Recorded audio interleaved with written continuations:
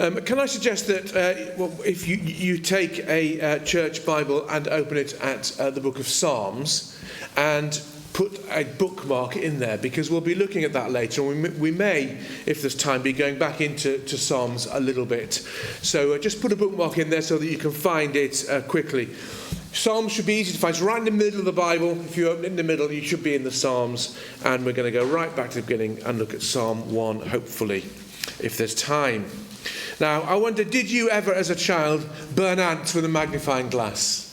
Or is that just me? I don't think it's just me. I think a lot of people, particularly boys, but girls as well, I can see, used to take magnifying glasses and kill ants. And just to watch them kind of fry. It was quite something, wasn't it? What a great thing to do. Or perhaps you just weren't that cruel and you just used to set fire to leaves or something boring like that. But I'm sure there's nobody here that's never experienced the heat of a magnifying glass when you put the sun through it. It's an amazing thing. How does it work? Well, there's an interesting physics question. You have to ask Derek over there, ex-physics teacher. He'll tell you how it works. But I can tell you this. The glass doesn't add anything into the sunlight. It can't. It's inert, isn't it?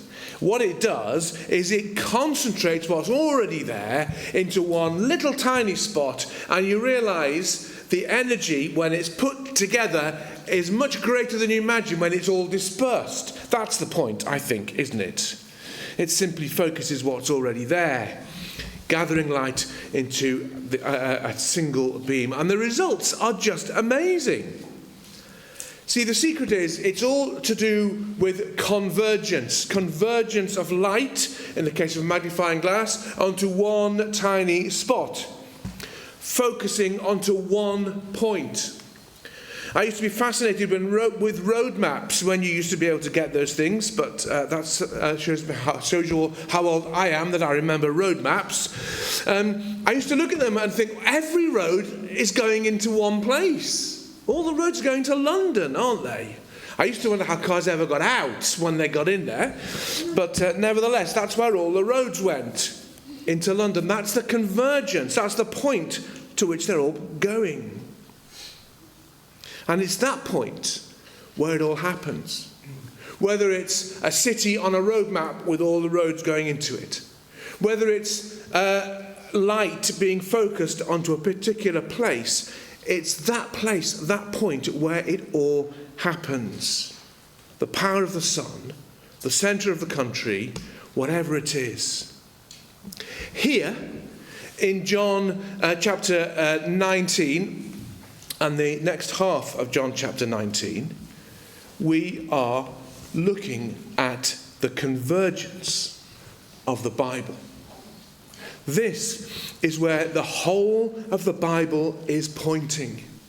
It is pointing to this point in time, at this place in time. And not only the Bible, but this is the focal point of the whole of world history. That sounds a grand statement, because it is, and it is true. This is the focal point of world history. God's purposes in Jesus Christ are about to be revealed, beginning to be revealed. The answer to the riddle of the Bible and all its threads are coming together. This is where John has been heading in his gospel. So we need to take a look, because it's bound to be exciting, isn't it? 3 questions I want to ask. What's going on? Why did it happen? And what does it mean? We'll spend the vast majority of the time on what's going on. So when I get to the end of what's going on, don't think you've got another however long to go. What's going on is the most important bit, setting the scene for why did it happen and what does it mean. So what's going on in John chapter 19? In order to see what's going on, we need to consider the characters. Now, we've done this a little bit before, but I want to do it again. We're going to consider the characters in this drama in turn and have a look at what they're like and what's actually going on with them. The first character to look at is Pontius Pilate, isn't it? He's mentioned in verse 1. Pilate took Jesus. Now, we saw a lot of Pontius Pilate in chapter 18. We saw that he tried to get Jesus released. At the end of chapter 18, he offered to release Jesus, and the crowd said, "No, give us Barabbas. We want Barabbas. Crucify Jesus." Pilate didn't want to crucify him because he thought he was innocent. And here again, we see Pilate is unconvinced of Jesus' guilt. He doesn't believe that Jesus is guilty of anything. And so, what does he do? Verse 1, Pilate took Jesus and flogged him. The Romans were expert floggers. There's no doubt about that. We have historical accounts to know how expert they were at it. They could extract the most pain and suffering just to the point of death, so that the person didn't quite die, but suffered the maximum amount. This that Pilate subjected Jesus to was no light beating. This was not like being sent to the headmaster's office for 6 of the best, which used to happen in my day, but doesn't anymore. This wasn't one of those things. This was serious. A Roman flogging was serious. I want to tell you how one commentator, Don Carson, describes a Roman flogging. I need to give you a BBC warning. Look away now if you are of a nervous disposition. Plug your ears. I'm not going to read everything he says, because some of it I don't think I could read from the front of church. But here's a description of what Jesus probably went through. The victim was stripped and tied to a post, and then beaten by several torturers. In the Roman provinces, they were soldiers, until they were exhausted, or their commanding officer called them off. For victims who, like Jesus, were neither Roman citizens nor soldiers, the favoured instrument was a whip whose leather thongs were fitted with pieces of bone or lead or other metal.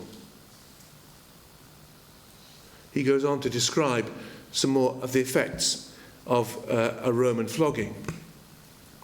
It's almost unbearable to read or to think about. Pontius Pilate put a man he considered innocent through that. He thought Jesus was innocent. And he did it simply to save face for himself with the religious leaders. Verse 4, Pilate went out again and said to them, "See, I'm bringing him out to you, that you may know that I find no guilt in him." What kind of a man does that? If you're in any doubt as to Pilate's brutality and narcissistic nature, there it is, spelled out. A brutal narcissist, thinking only of himself, prepared to put an innocent man through that. And again, later on in this passage, he tried to get out of it. Again, verse 6, Pilate said, second half of verse 6, "Take him yourself and crucify him, for I find no guilt in him." And then Pilate begins to get spooked just a little bit. The Jews, verse 7, answered him, "We have a law, and according to that law he ought to die because he's made himself the Son of God." Now, what did Pilate make of that? What if he is a god? See, the Romans believed in loads of gods, lots of them, all walking around, and they were very powerful, but not all powerful.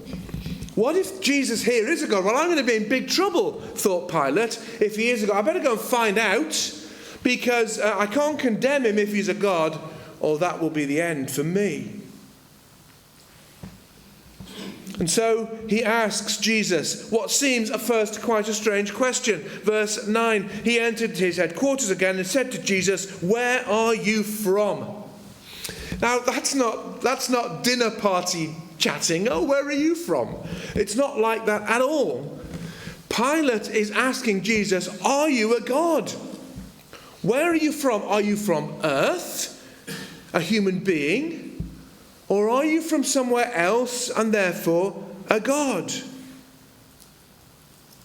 Jesus doesn't answer a word. Isaiah in chapter 53, one of the servant songs, look it up when you get home, Isaiah chapter 53. It's more or less a biography of this event long before it happened. He says, like a sheep before its shearer is dumb, so he opened not his mouth. That's Jesus. How could Jesus open his mouth? What could he possibly answer to Pilate? It's no time for a theological explanation of the Trinity, is it? Yes, I am human. Yes, I am God. So Jesus is quiet. And Pilate speaks again in verse 10. So Pilate said to him, "You'll not speak to me? Do you not know that I have authority to release you and authority to crucify you?" I detect a note of frustration there in Pilate's voice. Don't you know who I am, Jesus? Don't you know what I can do to you, and you're not giving any defense? You're not helping me out here, Jesus. Pilate's still trying to save his own skin by getting Jesus off. Verse 12, from then on, Pilate sought to release him. He wanted him to go, but his own standing was more important. And we see that because finally Pilate gives in. Verse 13. When Pilate heard these words, he brought Jesus out and sat down on the judgment seat at a place called the Stone Pavement, and in Aramaic, Gabbatha. And verse 16. So he delivered him over to them to be crucified. What kind of judge condemns a man he believes to be innocent? Pilate does. He wants to look good to the Jewish leaders. He doesn't want them rioting in his patch. He wants to look good to his Roman masters. He doesn't want to look weak, as though somebody that he's a pushover to some travelling preacher. He wants to demonstrate his own power and his own authority, and that matters to him more than truth and justice and righteousness and honesty. This man is no man to be meddled with. That's Pilate. The second character or characters in this drama are the soldiers. And they mock Jesus. Look at verse 2. And the soldiers twisted together a crown of thorns and put it on his head and arrayed him in a purple robe. They came up to him saying, "Hail, King of the Jews," and struck him with their hands. They dress him as a pretend king and taunt him. There is just such irony here, isn't there? There's such power in this image of Jesus dressed with a crown of thorns, bloodied and bruised. Here he is, having been flogged, covered in blood, presented to the people. Here's your king. Over the centuries, that has been such an evocative image for so many people that it's been the subject of more artworks, paintings, than anything else outside the Nativity and the crucifixion itself. The Latin for "behold the man," you will know, is ecce homo. You will recognise that from all kinds of pictures and dramas. Ecce homo. Behold the man. Verse 5. He came out wearing the crown of thorns and a purple robe. Pilate said to them, "Ecce homo." Behold the man. There's Pilate, there's the soldiers, then there's the Jewish leaders. Remember John's shorthand for calling them the Jews. He means the Jewish leaders who are opposed to Jesus, who have been hunting him down and wanting to get rid of him. They cried out for Jesus' execution. Verse 6. Pilate presents this man. And verse 6, when the chief priests and the officers saw him, they cried out, "Crucify him, crucify him." This is Jesus who'd been flogged. In so many ways, humanly speaking, such a pathetic figure. And they had absolutely no mercy. They saw him after all that torture. And they said, "Crucify him." And they even used God's word against him. Look at verse 7. The Jews answered him, "We have a law, and according to that law, he ought to die because he's made himself the Son of God." It's Leviticus 26, verse 16, if you're interested. They brought God's law into play to crucify the Saviour. And they even began to taunt Pilate to try and get him to act, to try and get him to look strong. Look at verse 12. From then on, Pilate sought to release him, but the Jews cried out, "If you release this man, you're not Caesar's friend. Everyone who makes himself a king opposes Caesar." Verse 15, they cried out, away with him, crucify him." Pilate said to them, "Shall I crucify your king?" The chief priests answered, "We have no king but Caesar." They got what they wanted. So he delivered him over to them to be crucified.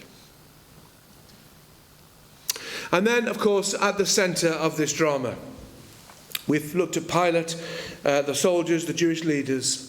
At the centre of it all, we have Jesus, bearing an inhumane flogging, enduring the taunts and scorns of the soldiers. If we hadn't read this so many times and it wasn't so familiar to us, I think it would be almost impossible to read. At all times, Jesus was dignified, in control, knowing what lay ahead. He didn't flinch. At any point, he could have called a legion of angels to rescue him, to strike down Pilate and the Roman soldiers and the Jewish leaders. But he didn't. Why didn't he? Psalm 1 gives us the answer. You've got your finger in Psalm 1. Blessed is the man who walks not in the counsel of the wicked, nor stands in the way of sinners, nor sits in the seat of scoffers, but his delight is in the law of the Lord, and on his law he meditates day and night. Who is the psalmist writing about there if he's not writing about Jesus? Blessed is that man. And then Psalm 2. Just look what the psalmist says here. Why do the nations rage and the peoples plot in vain? The kings of the earth set themselves and the rulers take counsel together against the Lord and his anointed, saying, let us burst their bonds apart and cast away their cords from us. Who is that about? If it's not about Pilate. He who sits in heaven laughs. The Lord holds him in derision. Then he will speak to them in his wrath and terrify them in his fury, saying, as for me, I have set my king on Zion, my holy hill. God in heaven knows what's going on. He is in control. So it goes on in Psalm 2. In Psalm 3, O Lord, how many are my foes? Many are rising against me. Many are saying of my soul, there's no salvation for him in God. Who is that about? Other than Jesus.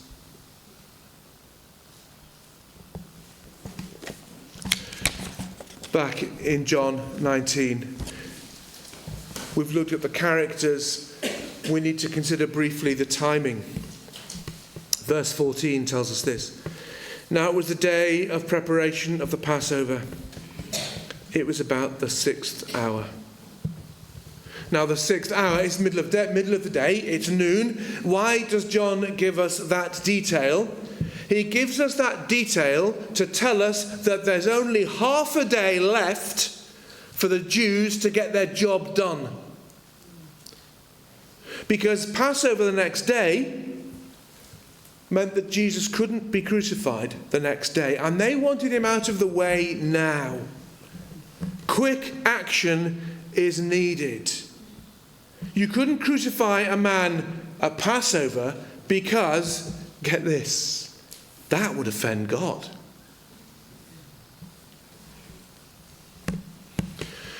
Just consider the many ironies there are in this passage. In verse 1, we have the weak Pilate appearing to be strong, sending Jesus for a flogging.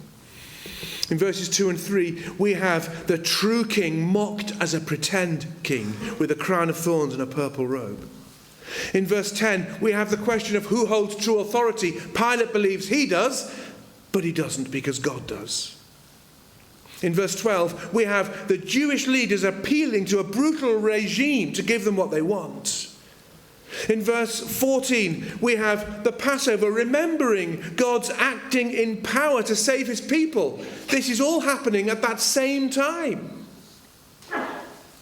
In verse 14, ecce homo becomes ecce rex, behold your king. And then in verse 15, they turn their back on the true king, swearing allegiance to their oppressor, and they send Jesus to be crucified.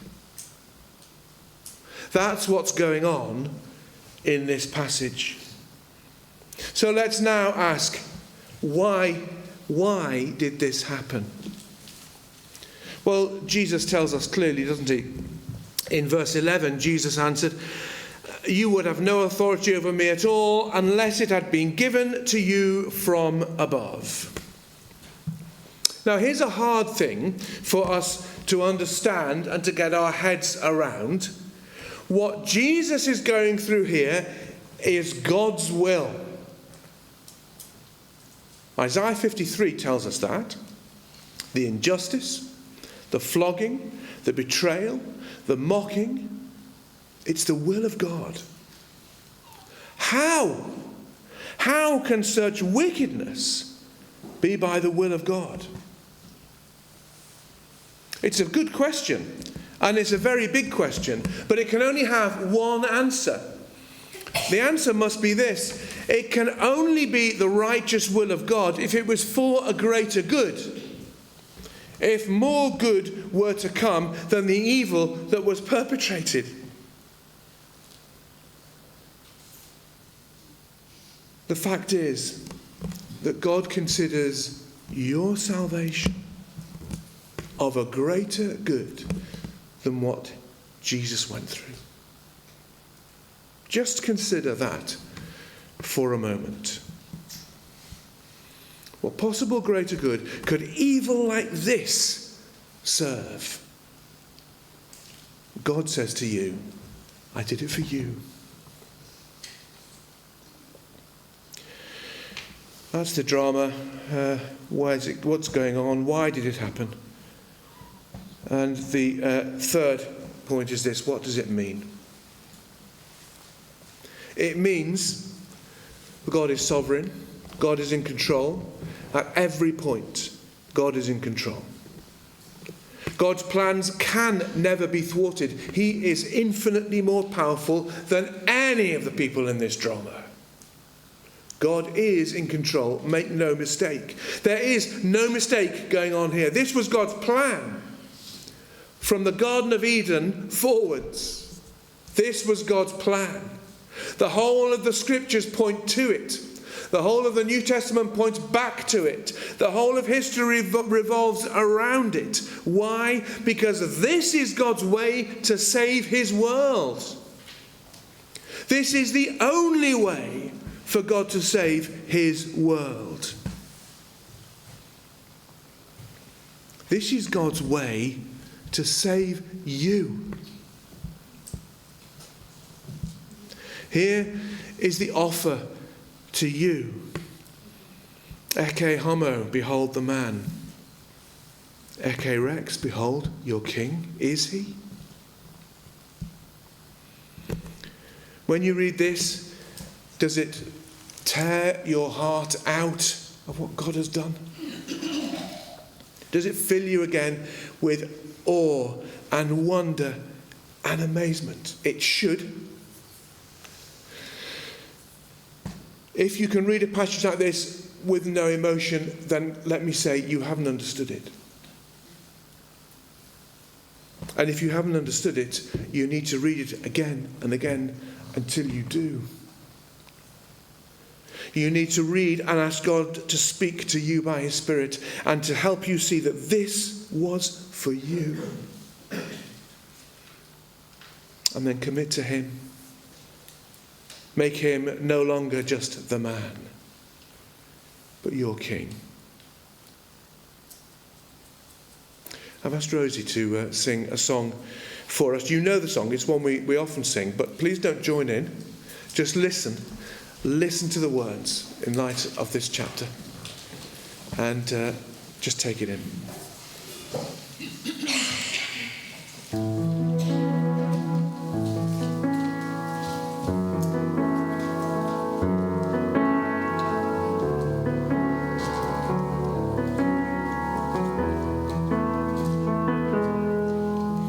You chose the cross with every breath, the perfect life, the perfect death. You chose